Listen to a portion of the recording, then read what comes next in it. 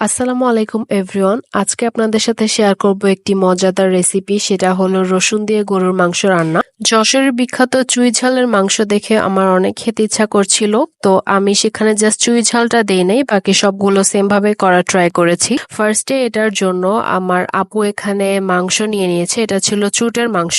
এখানে almost 1 KG মাংস হবে। তো এরপরে এখানে যে বেসিক স্পাইসেস গুলো, যেমন হলুদের গুঁড়া, মরিচের গুঁড়া, ধনিয়া গুঁড়া, জিরার গুঁড়া, গরম মশলার গুঁড়া, দেন রসুন বাটা, আদা বাটা, পেঁয়াজ কুচি এবং রসুন কুচি দিয়ে ভালোভাবে এই মাংসটা মাখিয়ে নিচ্ছে। সাথে লবণও দিয়েছে এবং এরপরে সয়াবিন তেল এবং সরিষা তেল দিয়ে এটা কিছুক্ষণ ম্যারিনেট করে রেখেছিল।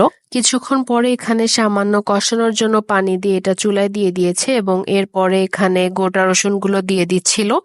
এবং যখন কষানোর পানিটা শুকিয়ে গিয়েছে তখন এখানে ঝোলের পানি দিয়ে এটা আরো কিছুক্ষণ রান্না করতে হবে, যতক্ষণ না পর্যন্ত ঝোলের পানিটা শুকিয়ে একদম এটা একটা মাখা মাখা ভাব চলে আসে, এবং এরপরে হয়ে যাবে এই মজাদার রসুনের মাংস।